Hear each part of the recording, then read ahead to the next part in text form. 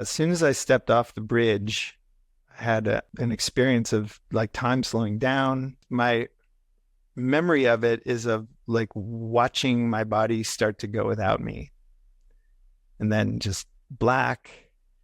And I don't remember hitting the water, but I do remember kind of coming to and traveling underwater.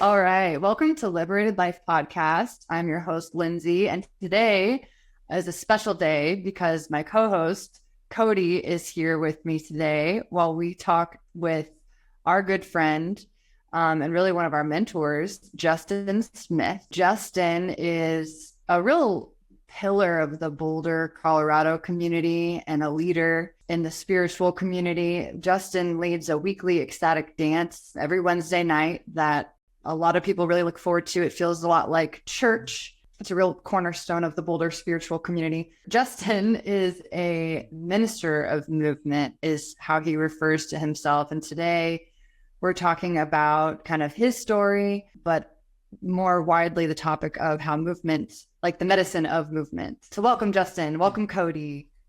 Yay, thank you. The pleasure to be here. Yes. So the first question I have for you is in what ways do you live a liberated life? And I think that that'll get us going on a lot of different stuff. That's a great question. Well, it's funny. It reminds me of a conversation I recently had with my 11-year-old son, where he just was like, Dad, I feel like most people have like one trait that really defines who they are. And I was like, okay. So like I asked him what's his. Yeah. And he said that his is story, that he understands story. And that sort of defines him and how he lives his life so far. So mature for an 11-year-old. Yeah, which I thought was pretty accurate because we all are living a story, right? And so I asked him what's mine, and he said, yours is freedom. Ooh. And he went on to say, you just think freely, you think differently, and the way you think is more free. And it also, and he said, I can't remember exactly how he said it, but he said it also sort of impacts basically what you do and how you live. Yeah. And so I think that that's kind of the foundation of my liberation. I would say it's one of my mentors used to say it's an inside job. It's an inside out job. And, it's a back and forth, but, the part that we have agency over is our internal experience and our internal choices. And if you're going to liberate yourself, it really doesn't have much to do with your external circumstances. It's an internal experience. And that's what gives people like, I don't know, Desmond Tutu, just the ability to be related. Or I'm sorry, I'm thinking of Nelson Mandela, getting my iconic figures mixed up. So somebody like Nelson Mandela to be imprisoned and to find his liberation in incarceration in horrible circumstances. Right. It's an inside out job. And so it begins with, liberating yourself and the way that you were brought up, questioning everything, not throwing everything away, but questioning it. And I've been doing that process for a while. Can you pinpoint when that started? Do you remember? As a conscious choice when I was I'm 24 years old, I would say 23, 24. And that's when I made choices. And I would say I stepped off the track consciously. The track being the track that I think most of us in our culture, so me, the track that was laid out for me was the kind of white, middle class, working class, middle class Midwestern American track of you're going to basically do what your parents did, but try to do it a little bit better. So for Mhm. us, that meant, ideally, even though my parents didn't pressure us to go to college and they actually tried to talk me out of it, but the track that all of my friends and peers were on was that track of repeating the culture, the norms, the ceremonies and traditions of the people who raised us, which meant going to school, going to college, getting married, having kids, upholding all those traditions. And I guess I stepped off that track consciously in my mid 20s, early 20s. Was there any sort of experience that gave rise to you reassessing that for yourself, or was it just kind of random? What happened? It was a series of events that started with me feeling like this isn't for me. It's not working out for me. So I bailed out of college after a couple years Mhm. and started, inquiring about things like religion in that experience, just out of curiosity. And then in that bailing out, that was the first time where I would say I made a conscious choice of none of this is working out for me. I'm becoming a college dropout essentially before they kick me out. I'm leaving for a year or so before a gap year was a thing.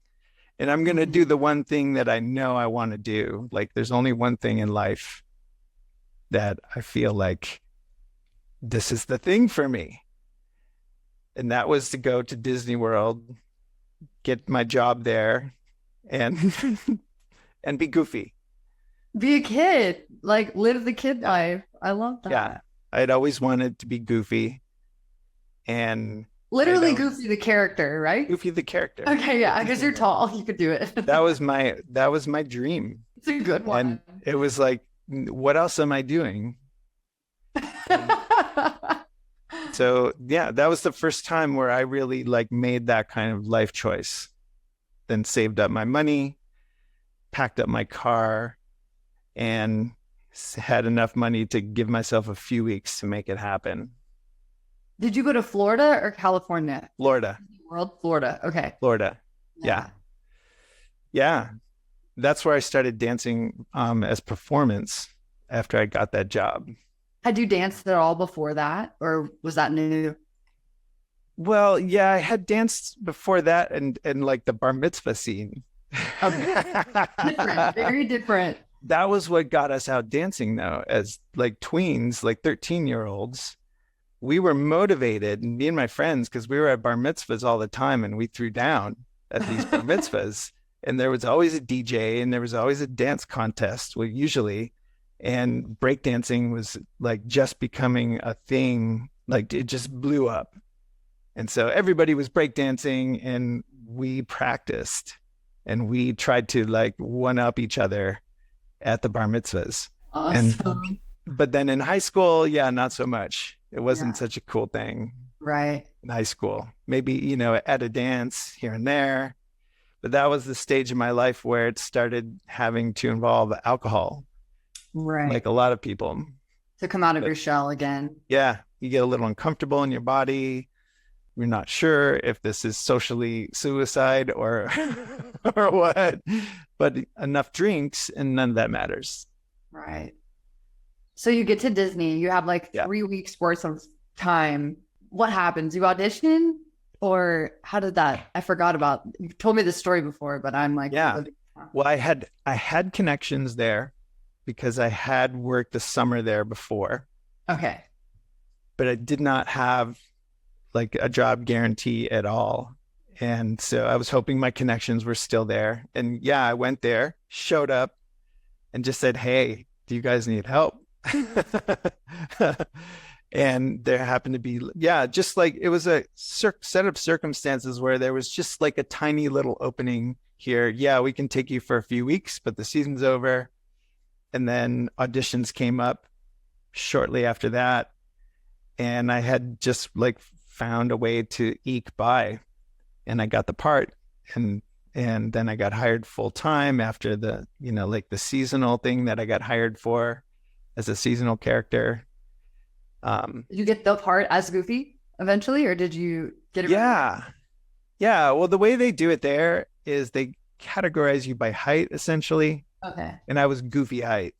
Yeah. And so yeah, that was like I got hired and I got to do all kinds of different character and puppet work and parades and to be part of like an entertainment giant like the Walt Disney World Entertainment Company. It was like a global corporation that could put on any show, build anything.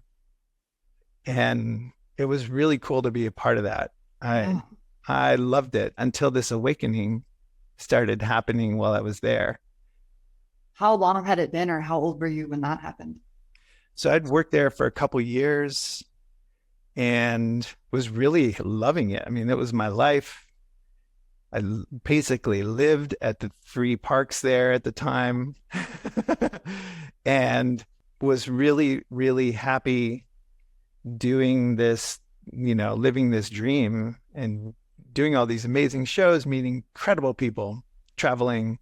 And then was in the Lion King green room with a friend of mine, and he was listening to music. We were opening the Lion King show, the stage show at the Magic Kingdom. And so in that rehearsal process, I saw him listening to his headphones, and I was like, "What are you listening to?" And he just put them on me. And it was this electronic trance music, which was kind of like not quite Euro trance, but housey, trancey music that I'd never heard before from a DJ compilation called, it was the first installment of United DJs of America. Kimball Collins in the mix. And I was like, just, I'd never heard anything like that before. And I was like, what is this? And he said, well, if you Very like it, danceable. if you like it, then come out with me Saturday and I'll take you to a club. And he took me to my first rave with some friends. Ooh. And we were there, and it was this artist called Rabbit in the Moon. And it was just mind-opening experience. And so I wanted to do it again, of course. And that was how I got into, I would say, electronic music and the rave culture in Orlando. Central Florida in the mid 90s was incredible. And it was all very much underground at the time. You had to go to a club after midnight or after 2 a.m. to hear that kind of music and to dance like that. And so we did. Oh, you did. Yeah. But I would say that process of diving into the rave culture and specifically that the music and the dance, that was what I was really craving. And that was what I would go out for just by myself on a weeknight. If I knew there was going to be a good set somewhere, I would just go to dance for a little, because I didn't really have the internet didn't exist yet. And I didn't have that music at my home, and I didn't have community to dance with at home. And so we had to go out and seek it. And in like that process of kind of weaving into that culture, I think that went hand in hand with weaving out of the corporate culture. And I just started looking at past the facade and the glitz and glamour of the Magic Kingdom and Walt Disney World where I worked, and started feeling like I was working for this giant corporation that was there first and foremost to make money. And I just started thinking about the impact of all that. Like, you can build anything, and you do, but just because you can, does that mean you should? Right. Like, what was this whole city that's there for entertainment now was natural habitat for the swampland.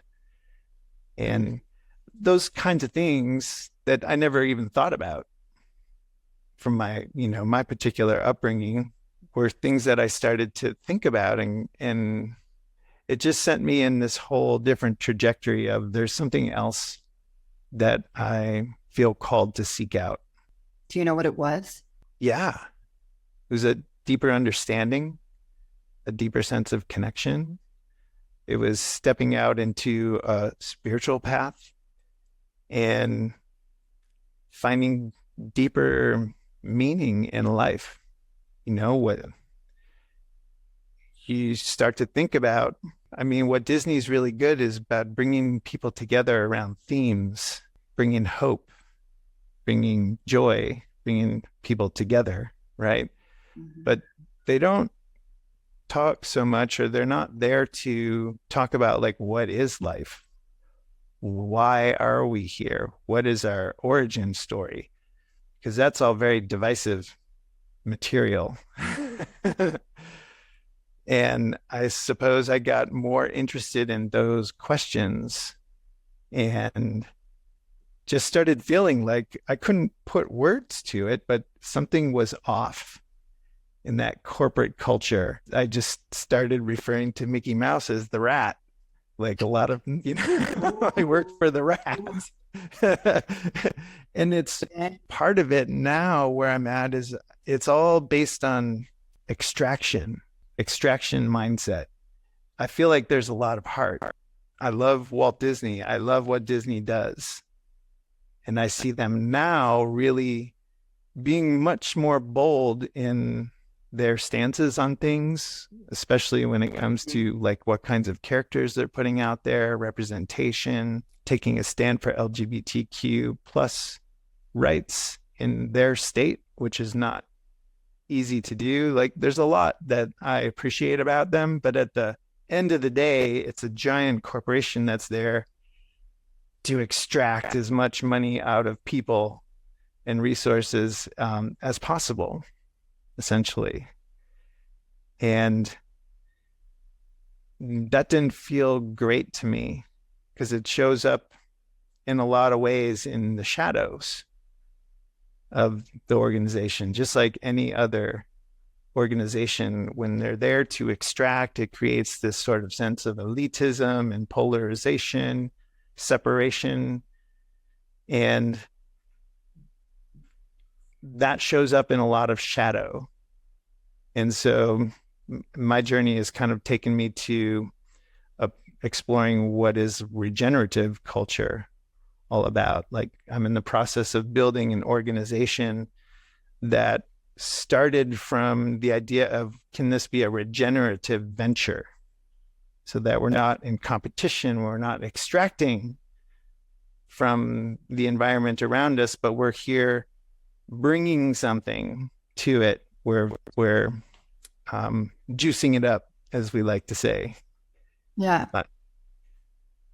And so, yeah, I just started seeing the difference between those two, I guess. Once you see it, you can't unsee it. And then you're like, oh, I got to do something else now. Yeah. Or what happened next? And Cody, if you have any questions, please. Yeah, before we go into what's next, I wonder what the connection is to movement as medicine and the influence of that new music into your space, influencing new movement, and like kind of really contrasting what your requirements were in the role as Goofy or the culture more generally of Disney World, and how that contrast played off of each other to illuminate all of the themes that you just shared. I need a simpler version of that question. I think what he's saying is, while like when you first went to Disney, you were like loving life, you were super happy, you loved what you're doing. And then all of a sudden you're just introduced to this EDM culture, which is completely different from the culture at Disney. Yeah. And so it sounds like maybe subconsciously that music had an influence on your perception of that reality at Disney, and somehow it kind of shifted. And maybe it was through the music, or maybe it was through finding community outside of Disney, or, I don't know what it would have been, but Mm. it sounds like music and movement supported you in that shift and that like gap widening between how you felt about it before versus afterwards. Yes. Yeah, I would absolutely. I would say the music, movement, but really like what happens around those two is community.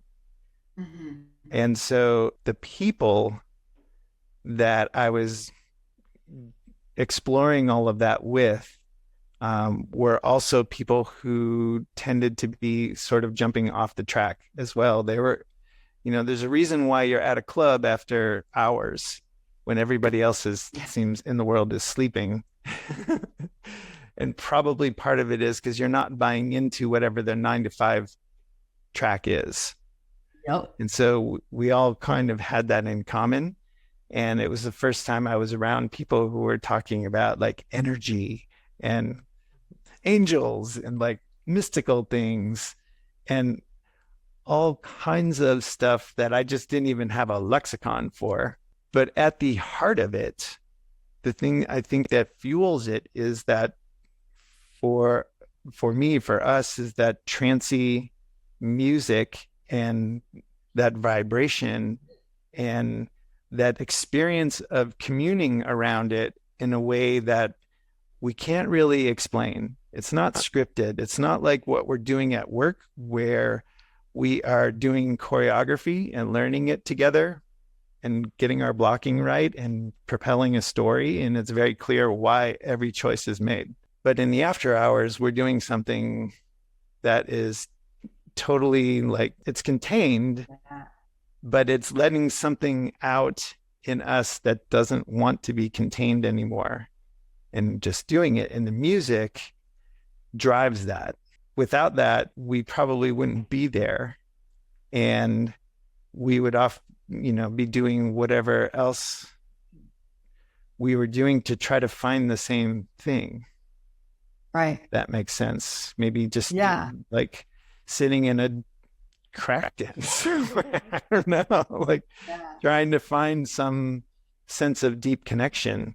Which when you're dancing on a stage, as like a performer, that's not nearly as connected as dancing with the people, No, and for me, that actually is a very disembodied experience, usually, until enough repetition. But performing in front of people is a very disembodying. I get stage fright. I don't particularly enjoy it, but I do enjoy these days being witnessed without feeling like I have to perform. Right. Much less pressure. Yeah. Like the difference of natural and artificial expression. The stage is you're being told how to express yourself, and being witnessed is just you expressing what's there, and people right. can it or not, however they choose. Yeah. Yeah. There's this whole transactional thing that happens with a performance.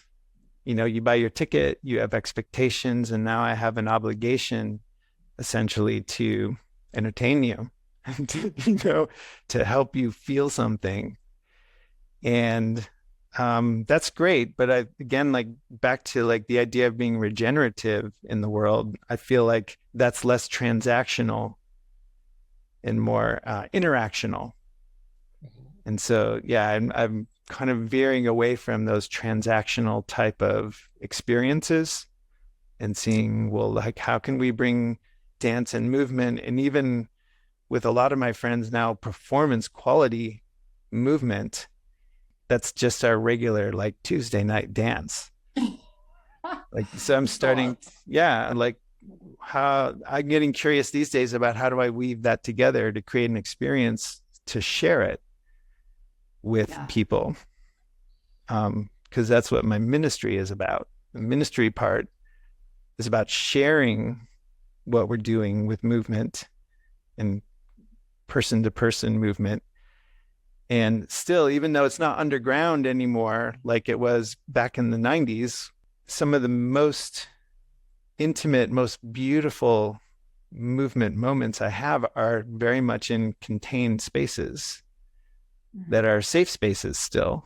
And I'm really interested about sharing that a little bit more in a way where people can come in and observe and be entertained and moved, but it's still a very authentic movement experience, almost like almost a little bit voyeuristic, where it's like having our practice with my amazing dance friends, but inviting spectators in, or people who want to witness. And so, yeah, that's coming up on the horizon, is next level. Yeah. Yeah. So ecstatic dances have been somewhat popularized recently. I'd say they're definitely on the ascendant, and yet there's still probably a lot of listeners to this who may not know what ecstatic dance is or not have experienced one themselves. Mm-hmm. Would you speak a little bit to how that scene, kind of as you just created it, and what is different about that than like just going to a club and dancing? Yeah, great question. An ecstatic dance is a ritual, it's a ceremony that you do together as a group. And so if anybody listening or watching has ever been to a yoga class, that's a good framework for it. A yoga class is also a ritual in the sense that you start and end together. It's typically led by somebody. In the beginning, you start slow, probably on the ground, and you build and come back down again.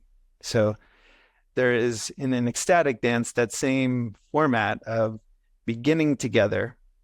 Usually somebody will put out some kind of intention or thought or theme or a score, they might call it, for the day, for the dance. And the music begins, and then you go on this journey together. Could be anywhere from, I don't know, an hour to maybe 3 hours for a longer one.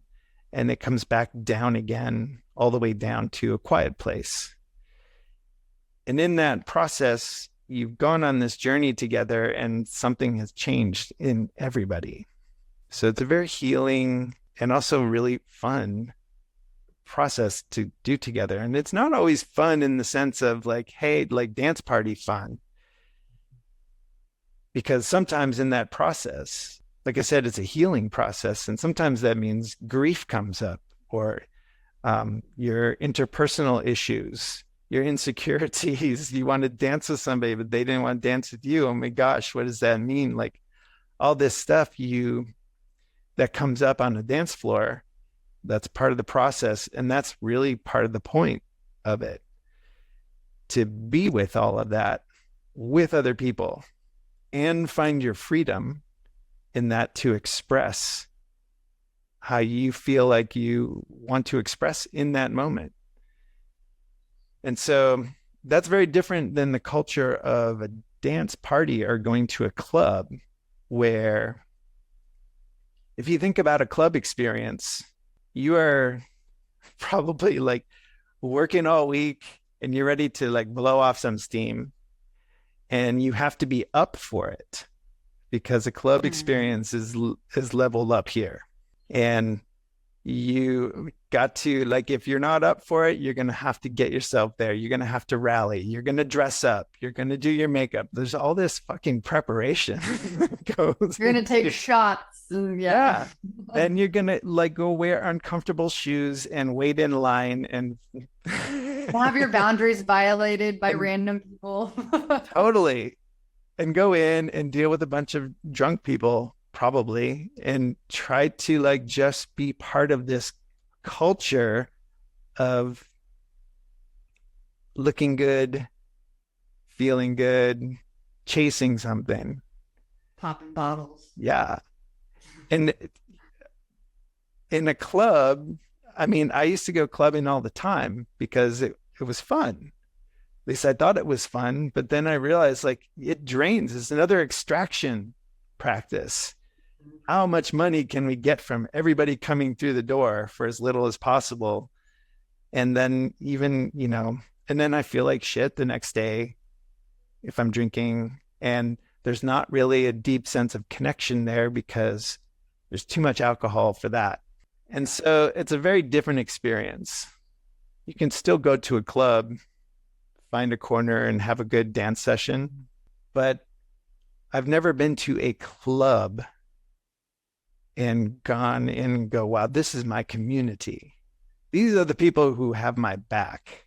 Mm-hmm. This is the safe place where I want to just be myself right now, be vulnerable, express how I am right now. And if I need to like crawl into a ball on the floor because that's what I got, I'm going to do it. That doesn't feel appropriate at a club. And so a club, I would say, is a very specific kind of dance experience, whereas an ecstatic dance is about building the connectivity, the cohesiveness in the group, and it's a practice. So I show up just the way I am. I don't have to look great for anybody. I don't have to pretend to be happy. All I have to do is show up and commit to showing up and be present. And the rest is kind of handled by the group cohesion, the group mind. You just kind of jump on a wave with the group in that ceremony and go on it. Yeah, I love how when I go to dance, sometimes I start out feeling super sluggish and slow, and I kind of have to ease into it, and that's okay. And other times I'm super bouncy and hyper and excited, and that's okay. And sometimes I want to dance with other people, and sometimes I just want to dance by myself, and all of it's always fine. And there's always room for whatever, like however you show up. Yeah. Yeah. For the people who take it on as a practice, it's really undeniable, and you start to see and feel a difference in them over time. For anybody who comes to the practice, it's undeniable that you see and feel a difference between where they were at the beginning and where they are at the end of the evening. We have time in our practice with our ministry and movement services to share at the beginning and the end. So we get that feedback from people. And that is the big difference and benefit, is that it becomes a practice. It becomes a part of your life. And that's when the community aspect really starts to come in. Just like when we were talking about with the rave culture, it's the music and the space to go dance, but it's the community that's the real gold. That's what really keeps you there or not. And so when you start to build a community around something as simple as dancing, it becomes a significant part of your life. And it becomes a way of taking care of yourself and each other in a way that I was just sharing with my dance group last night. Like last night was one of the times where if you have a practice that's consistent, eventually you're going to come up against days of resistance where you're just like, I just don't feel like it. I don't feel it. Is this worth it to me? Like all these stories that go on in your head that prevent you from showing up. And I had one of those moments where I was just like, but then the thought of, well, I've been doing this for a while now, and I've never, ever, ever, ever shown up at a practice and thought, well, that was a horrible idea. Yeah. Like I've never regretted showing up. I've had plenty of days where I've skipped or, like with yoga class, just not made it and whatever. So I stay in my funk, or I feel guilty, or I don't. I go on with my day, but I've never shown up to a yoga class or a dance practice and felt like that was a mistake. Yeah. ever. And that's the one of the key motivators for me now with experience with that, where I can reflect on that and go, oh yeah, I can't say I've ever been in this point of resistance and made the choice to go and regretted it. So I'm going to go. That happened to me today. Actually, Devin and I have been working out with a trainer, which has been great because it keeps us accountable. But this morning I woke up and I just felt completely wiped. Like I can't even explain how, but I was like soul tired, And so I texted the trainer and I was like, I still want to work out, but can we do something kind of slow and easy? Cause I am, just feeling really tired. And he was like, yeah, no problem. Well, it ended up being kind of a hard workout. He like put my, mind at ease, and then we worked out anyway. But afterwards I feel so much better. Like I didn't have any trouble, keeping up and doing it. It was just getting there and getting moving. And then all of that stuck energy was just gone. And now I'm like, oh gosh, sometimes it's so hard to know when to like follow the wisdom of your body and rest when you need to rest. But then other times when you just get up and do it anyway, it moves through you. It's such a weird balance sometimes. Yeah. We use the term stuck energy a lot. And I remember when I used to get frustrated with that because I felt like it was too vague. And but yeah, you're right. At the end of the day, that's part of what that resistance usually is. It's just stuck energy. It's like sometimes it feels like little trash in the creek that just needs to be washed away or cleaned out. And when we move, or I think make a conscious choice to be still. So part of movement is I think of it as both the yin and the yang. So not just the yang, not just the go, go, go, but the stillness. That's the other part of the wave that is movement, our experience of movement. And so if you make a very conscious choice to do either, then you allow movement to happen. So even if you're like, I'm not going to go to yoga class, but I'm going to do a shavasana right here. And do your practice in that way with stillness, you open things up and allow some of that to move anyways. Or you go the other way and go for it and bring a lot of energy into your practice, a lot of fire, and you create circulation, which also gets things moving. But at the end of the day, I think being conscious about whether you're going to slow down or you're going to show up and put something in is a much better way to go about it than just being like, I don't feel like it. I'm not going to do either one. Just sit in your bed. Yeah. I'm just going to be in the middle. Yeah. And those are both ways that I find, that can help me move through or be with whatever else is wrapped up in all that resistance. Yeah. I want to circle back a little bit too, because we left off, you're at Disney, you're kind of questioning, what's going on there and whether you belong there anymore. You're introduced to EDM. And now I know, you're in Boulder, Colorado. So there was some sort of transition there. And I want to hear about that, how that took place. Yeah, maybe and that connects with what I was going to say is like a moment in your life where you made that commitment to yourself to show up for your life. Like, now the micro macro fractaling of the dance floor out to how you live. Full freedom. Yeah. Yeah. That's quite a story with the long windy road. Let's see, where does it want? Going to your question, Cody, which is kind of like, when did I claim that essentially? Yeah, that would lead me to a point where I was standing on a bridge. traveling. I had left Disney.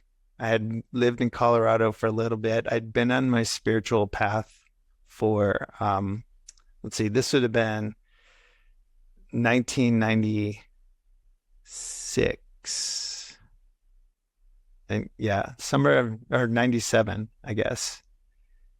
And I had a series of very just profound experiences once I decided I was going to leave Disney World and follow basically the breadcrumbs essentially that the universe was providing for me in that way. And I had these moments of deep connection and revelation, which showed up as like, I guess, like we talked about a little bit before when I was talking about my son Kai and his ability to understand story. The way I look back at this story now is like it was the experience of living a story where I had these profound moments of connection that drove the plot point to go, okay, well, I'm going to go over here because this all came into place. And my willingness to go with that, to feel this sort of sense of a current happening that showed up in story. Like I had a vision that part of me was yearning to go to the mountains. And then my friend announces he's going to live in Vail, and then he invites me to come and says, I got a job and a place for you to stay. And all of this synchronicity happening and saying yes to it. And I think that that's a lot of people that I've experienced in their awakening, in their step into liberated life, kind of begins with that, this noticing of synchronicities and noticing some internal experience that's drawing you here, and then maybe the universe aligns and you kind of go with the path of least resistance essentially. Mm-hmm. And it feels meant to be. And at the end of the day, it's a story, but there's also, it seems like these intertwined stories, like an undeniable current. And I began following that, which was based on my interest and my intuition, which was very different than the path, the track that was already pre-set. Mm-hmm. And I committed to it by just saying yes, one thing at a time, picking up books, getting the nudge to turn left and not right over here, getting curious about, oh, what's down that path over there?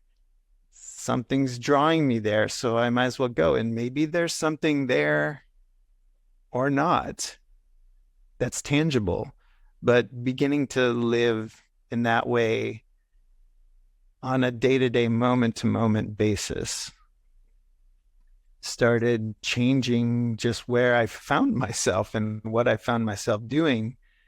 And it turned into gearing up for traveling and exploring and setting myself up to just be walking the earth essentially and following this guidance, seeing where it takes me. But the general plan of circumnavigating the planet without flying. And it led you to the top of a bridge. And it led me, yeah, I had made it from Vail, Colorado to down south to San Diego, bike touring up the coast, and found myself in Oregon. And I had been on this trajectory for a while now at this point, saving up for it, actually been on the road for about 6 months at that point.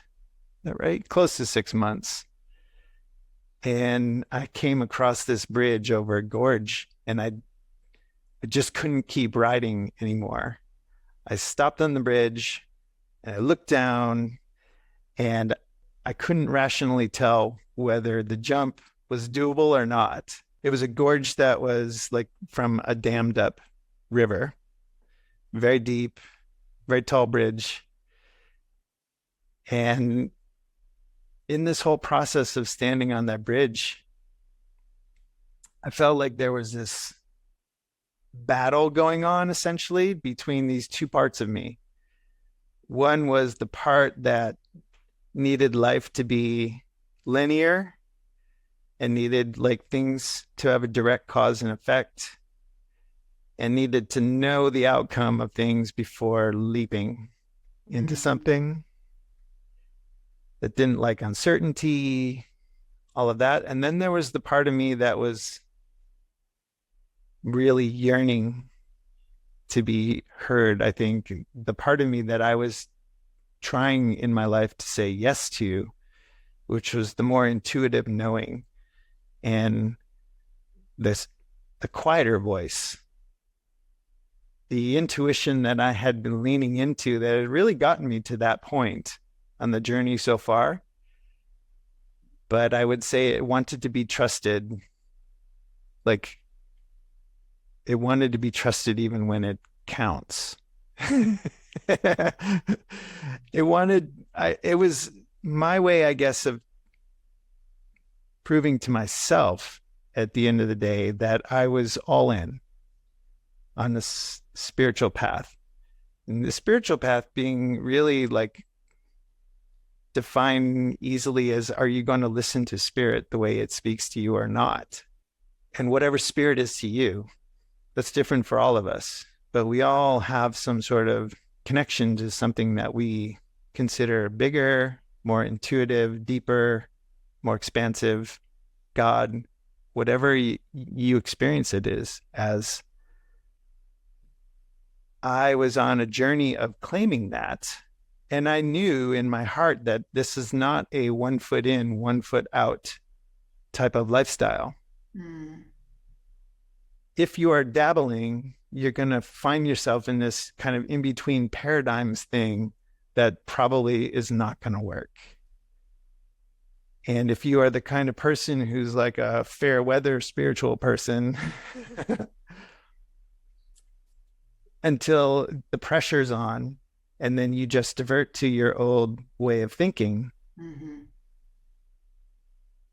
you'll probably keep coming up against that same sort of resistance without ever really breaking through into what feels like more, real freedom. And it feels like being in between, like not committed.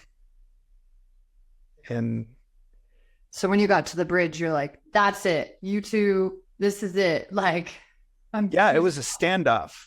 It was like high noon. And it was this perfect scenario where my rational mind was sitting there going, I can't tell if I'll survive this or not. This town ain't big enough for the two of us. But the still small voice was pretty clear. It was laying it out for me. It was like, yeah, it's going to hurt.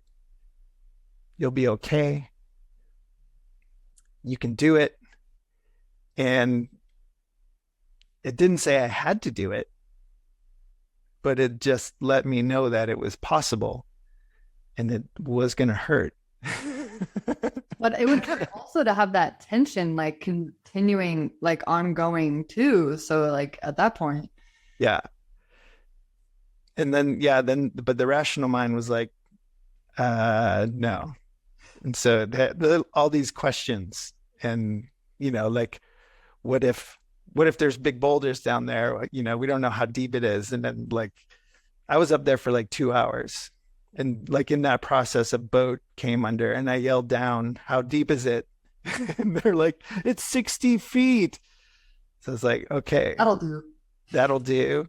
But yeah, in that process, I just decided that, I was either all in or not. And I was going to be all in. And so I stepped off the bridge and you like pencil jump or like dive or what is this like? I really wanted to dive. Like that was what my heart was like if I could pull off a beautiful swan dive Yeah. and hit it, that was the only way that this would happen where it doesn't really hurt.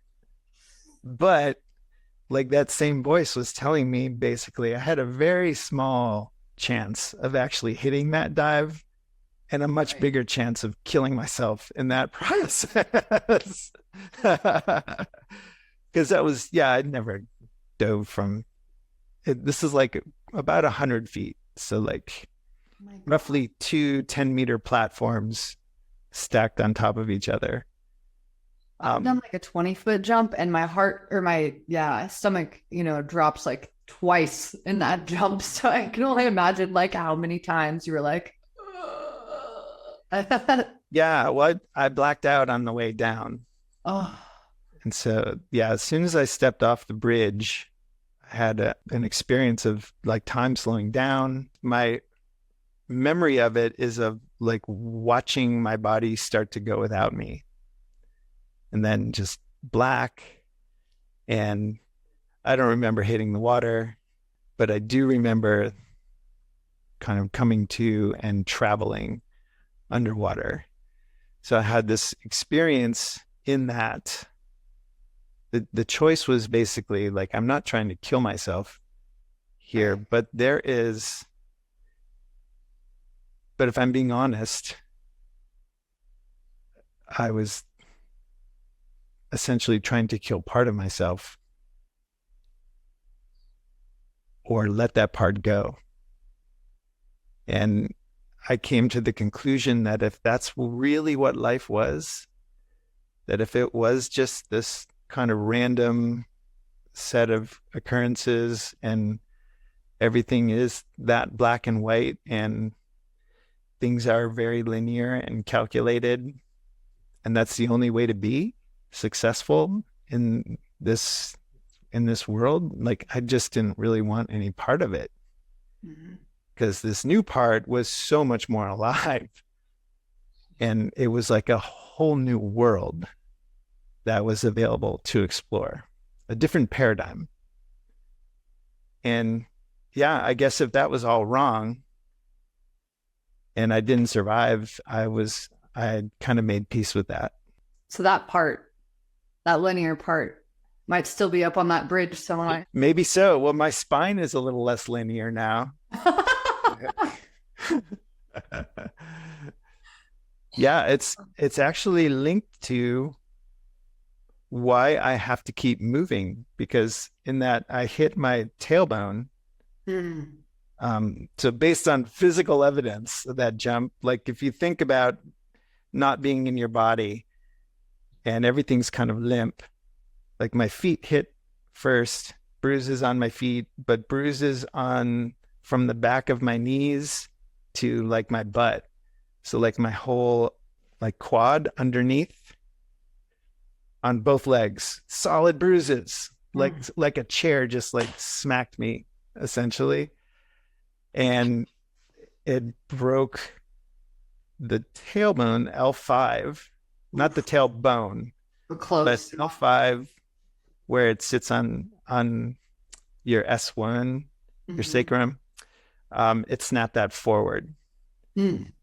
And so I have a little less of a linear spine now, but that keeps me, I think about it a lot because it's directly intertwined with my spiritual practice in movement. It's that injury has made me have to pursue movement, healing movement in different types of modalities my whole life afterwards.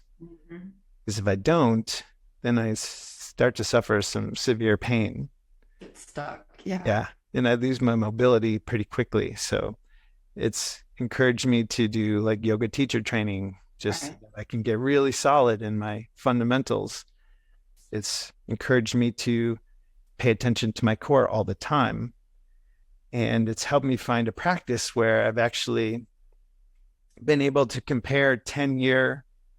I just did a recent comparison from my 40th birthday. I did a back x-ray and got measurements to my 50th birthday. I can't believe you're After that, That's weird. right? I got my back x-rayed, took measurements, and my practice has helped me move things more into alignment. So I'd expected it to be worse because of time, but it You're actually, Benjamin Button. yeah, it's actually moved because the muscles move the bones, and I move very intentionally a lot more these days. It's moved more into place, Wow. and I'm in less pain, and I have That's better range of motion. that's a testament for the healing power of movement, especially Yeah, dance. right. And the body's own wisdom, and a lot of it having to do these days with how I move with other people, because that pushes me to move in ways that I just normally wouldn't. And that keeps everything mobile. My range of motion is a lot better than it was 10 years ago. My flexibility, my core strength. I would say like I'm a much better, more intuitive, stronger mover at 51 than I was at 40. And even at, Gives and us then all hope. at 30 as well. And yeah, I don't know many 50-year-olds who can say that. Yeah. I feel pretty good about that. Yeah. As you should. As you should. Talk about moving with people in dance. Like there's a lot of different ways that that can be. And, I know that you have some training as a like dance teacher, you have those fundamentals, but my curiosity would be around like what unlocks in movement with another person that's different than movement with just yourself. Patterns unlock. We all have movement patterns. So, Cody, I've seen you throw down more than once on the dance floor. And I know that you have your flowing style that you like to get to when you do your like when your shit is playing. Super You are fast in like full flow, craziness. right? It looks chaotic, but even in that, you will know from your own experience that you have patterns in that movement. Like Yeah, it's a comfort zone for various reasons. And then when you throw a person in the mix, another person, that disrupts the patterns. It gives you another point of focus and different motivations for your movement because all movement is motivated from something, right? So that's one of the real benefits of dancing with other people. Another one is that you are balancing each other out.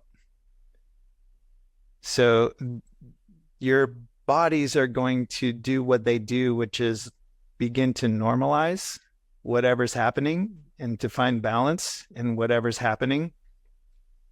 And so when you're interacting with another person in their field, you're sharing a ton of information, all kinds of information, even like little particles of yourself. You are sharing information as your fields intertwine in a way that is much more profound and mysterious than I think any of us can really fathom. And in that sharing, there's a natural tendency, especially if it's both of your intentions, to find some kind of balance in it, some kind of sharing in some way that the interaction will help you both spin off into a more awakened state. So for me, it is part of that sort of like when I'm dancing with myself, I can get in my own patterns and maybe I might just be a little bit lazy about it. I might not be pushing myself, or maybe I'm just not focused and distracted. And once somebody else comes into my field, then that gives me something to focus on where there's no room for distraction anymore because I'm really focused on being with this person and creating something with this person. And to do that well, I know I have to be present. So that's another benefit, is it inspires just presence in the moment. You have to pay attention. That's true of traditional dance, and then maybe even more so with like contact improv. You want to speak to that difference at all? Yeah. Traditional dances, yeah, being sort of like the more mainstream social dance, those require being present. And I know I've had a lot of experiences in those contexts where it doesn't feel like my partners or myself are very present because, well, it can be a very disembodying experience. You have all of your social pressures that come up, your relationship issues, your sense of confidence with that particular dance form, sweaty palms, things like that. And so you're trying to be present, but you're also trying to count, remember patterns. And then once you do that enough times with enough repetition, then you can relax into those patterns of movement. And then after that, it can be easy to start to get distracted again, stay in the patterns, but you're not really present because your body can do this without you being there at that point. Now, contact improv for me is very different because there are no patterns and it's all improvised. And so it's all about being present with somebody else, with the floor. For me, with the center, the core of the earth is something I'm focusing on primarily these days. And it promotes in me an awakened state of being where even in my deep relaxation, I feel like when I'm in the practice with a group of people, even when I'm just letting myself completely go to gravity, I'm not sleepy about it, but I'm in this fully awakened state where any kind of influence in my field may be something that I might just go with. You know, like if somebody puts a hand on me or touches me, I'm ready. And that's a really amazing place to be. Like awake and relaxed, responsive, Present. ready for whatever comes. Yeah. Flow. Yeah. Exactly. We're getting close to our time, but I want to give you the opportunity, Justin, if there's anything that you want to leave our listeners with as a takeaway, either from the episode in general or just, words of wisdom from a minister of movement. What would Justin do? I'm going to interrupt my own question, but something I wanted to bring up was something that you always say that has stuck with me for a long time. And that's always, nothing needs to happen. That will ring through me every once in a while. Like if there's ever a situation where I feel like this impulsivity or need to force things or whatever, it's like, you know what? Nothing needs to happen. Mm-hmm. So I'm going to leave our listeners with that for you, but I'm also curious your answer to my question. Yeah. I feel like I can weave those two together, Lindsay. Awesome. I'm glad it makes sense to you. Well, that's pretty much one of the foundational principles of my practice these days. What I bring to the dance floor is that fundamental that nothing needs to happen. And when I say nothing needs to happen, I mean like nothing needs to happen that's not already happening. And I see that as just a basic fundamental of the universe as I see it. When we experience like something needing to happen, it's basically acknowledging a gap in our reality from what we would like to see happen to what our experience is of what's actually happening.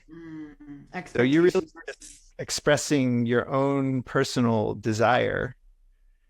Like, I want this to be. but I don't feel like it is happening. As far as like what needs to happen, I feel like the universe is doing it. And if it's not, then I guess it doesn't need to happen. Right. Like the clouds, it's raining or a flower is blooming and like no one needs to come along and make it that way. It just happens on its own. Right. Yeah, That doesn't to me, mean, third thread into that, and things want to move when you identify a desire for a difference, then you can align yourself with what is happening already and move in that direction as naturally as you're able to, yes. And then you also have agency to help shape it. That current, that energy, that movement that's already happening, you have an impact on it just by being part of it. And so there's this sweet space where nothing needs to happen. It's all happening, and you get to participate with it. You get to have an impact. You get to bring things into being. Yeah. Maybe you start by saying, yeah, you know what? Pizza needs to happen tonight. So you set a chain of events that make it happen, right? But if I can leave viewers with one thing, it is the invitation to, if you don't have it already, to step into a practice some time in your day where you allow yourself that space of nothing in this particular space needs to happen. That's what I call a flow space. It's a regenerative space, a restorative space. And I build those into my day, not because I want to be lazy and not because nothing is going to happen. And that's impossible. Something is going to happen. But when you begin, and I give myself usually like maybe a 20-minute practice minimum I usually back it up with music. And in this space, nothing in particular needs to happen. And when you think about it, there's not really any other time in your day where you can say, nothing needs to happen right now. I've got all my to-do list done. All my boxes are checked. I'm good. All my human potential is met. I can just kick back. We don't allow ourselves that. We're usually in go, go, go mode until we just don't have the energy anymore and we need to shut down. But if you build something into your day where you give yourself that opportunity to just reset, to just be with what's actually happening, to be with what your body and your mind actually really are calling for in that 20 minutes or so, that's got to start with derailing everything you thought needed to happen in that moment and giving it up to nothing needs to happen right now. From there, that's when your authentic dance, that's where that can begin. An authentic dance is not something that needs to happen. It's something that you allow to happen in that space. And you begin to move things in a way that your cognitive mind might not be able to comprehend, but you will feel it. And it'll change your day. For sure. I've started doing that and now it's completely non-negotiable. Like I need time every day to do nothing. And then I end up, dancing or singing karaoke or playing a musical instrument, or, random things like playtime kind of. Yeah. And it helps to have a container for it. Yeah. Because then the mind can really relax. So set a timer or have a playlist set. That's the right time. But some kind of container so that your mind can go, okay, yeah, well, even if I fall asleep, I'm not going to miss my meeting at 2:00 or whatever. Right. So I would urge and just challenge people as well to step into something like that and see what kind of effect it has on your day. It's good advice. Thank you so much. Yeah. Yes. Always good to see you, Justin. I miss dance so much. Yeah. They have Ecstatic Dance here in Playa, and it's pretty awesome. I've been one time. I'm going to go on Sunday again, but there's no place like home, you know? Yeah. And I don't mean Kansas. I mean Boulder. Yep. If you don't have a dance community, you might have to start one. Yes, for sure. And for anyone who is lucky enough to be near Boulder, Colorado, check out the Wednesday night Ecstatic Dance at the Riverside. Still at the Riverside, right? Yes. Not always at the Riverside anymore, but every Wednesday night. We're at ministryofmovement.love. Love. Heck yeah. Yeah. Well, thank you both. And thank you, Cody.